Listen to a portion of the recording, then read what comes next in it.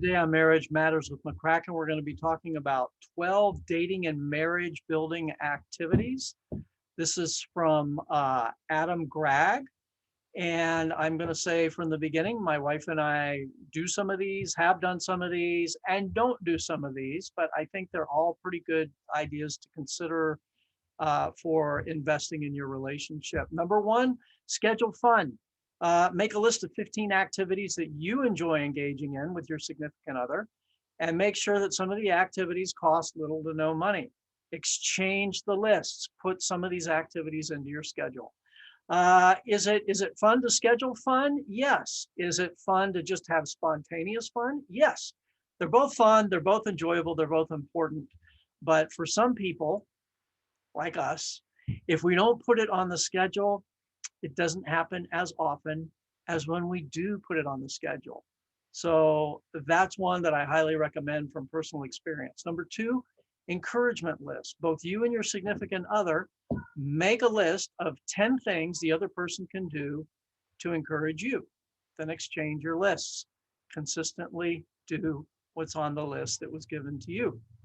I don't think my wife and I have ever written these down, but we, from time to time, verbalize these things to each other so that we understand not only what's meaningful to me, but what's meaningful to her and vice versa. Number three, they call it the question jar. Put some relationship building questions in a jar, pick a question and answer that question. We don't use a jar, but I guarantee you that I probably have more books and more lists that I've gotten, I mean, thousands of questions that are about relationship building or hypothetical questions or what would you do if kind of questions. Just I have thousands of them, and it's just a regular, let's say, tradition on our dates for me to bring in the car or into the restaurant or what, on a walk, and have these questions to generate discussion.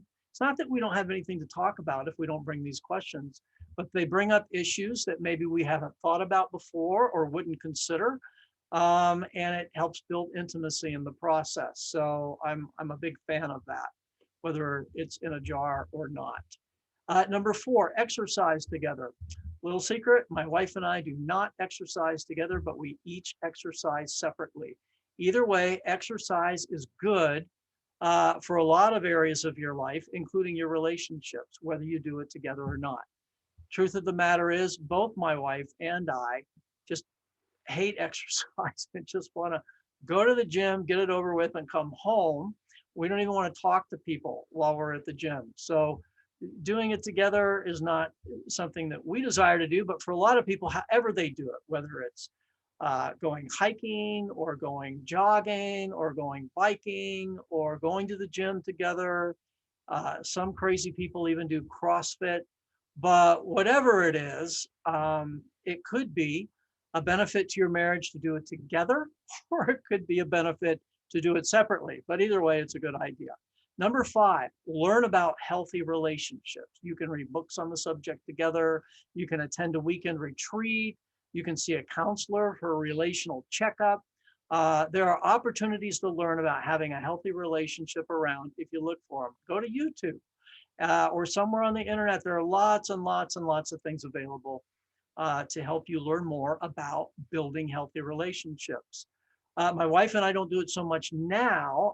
I read lots and lots and lots about marriage and healthy relationships. But before we were married, when we were dating, when we were engaged, we read a lot of books about marriage together. And we would both say that was one of the greatest investments to prepare for our marriage relationship that we ever did. Number six, pray together. I've talked about this before and talked about the marriage triangle. If you can imagine God at the top of this triangle and the husband in one corner and the wife in another corner. And as they each move up closer and closer to God, they move closer and closer to each other. And prayer together is one of the ways we do that. We build intimacy with God and we build intimacy with each other when we pray together. And I mean, really pray, not just say your prayers, but, and for us, it's a regular habit to just say, what's on your heart and your mind, and how can I be praying for you this week? And it gives us a chance to just share what's on the inside, whether they're fears, whether they're concerns, whether it's something we're looking forward to, whether it's something we're thinking about that could be a good investment in our relationship, whether it's something God's convicted us about that we want to be transparent and vulnerable concerning that with our spouse, and we pray together. And I can't overemphasize enough what a value that is to investing in your relationship. Number 7, admiration lists. Write down 15 things you admire, appreciate, or are thankful for related to your spouse. Write down the details, exchange the list. We have done this in different ways over the years. Um, one time I remember I wrote top 10 things I love about Vicky, and I wrote them on this great a big banner that I just put on the outside of our door, and other people could see it too. And maybe that was a little embarrassing to her, but nevertheless, there are different ways to do it. You can write it on a little list. You can email it. You can do one thing at a time and make a meme out of it. You could put it in a card. You could do a video list. There are different ways that you could do it, but it's a great idea and a great encouragement. Number 8, entertain together. Entertaining magnifies the sense of team you have or don't have. If you don't have a strong sense of unity, having people over can help you learn to work together. Interestingly enough, we had some people over the other night, and it was one of our home groups that we have over regularly, but Vicki shared something that she hadn't even shared with me yet. And she was hesitant to share the details, but related to what we were talking about. So she did. And afterwards, she kind of apologized to me that she hadn't told me about it before. I said, sometimes it's good to have other people over so we can talk about things that we wouldn't actually get around to or don't tend to get around to when it's just the two of us. So that's been a big deal for us in our home ever since we've been married. Entertaining, whether it's game nights or meals or home groups or fellowships, it's a big deal to us to open up our home to other people. And that's something that builds a sense of team in us. Befriending healthy couples, number 9.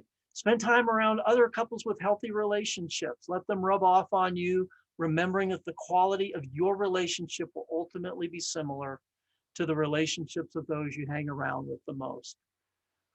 Yeah, I can't overemphasize that enough. And one of the things that we've done over the years is find older, godly, more mature couples and just, yeah, spending time with them, or even specifically asking them, if you had to do it all over again, what would you do differently? What would you do the same?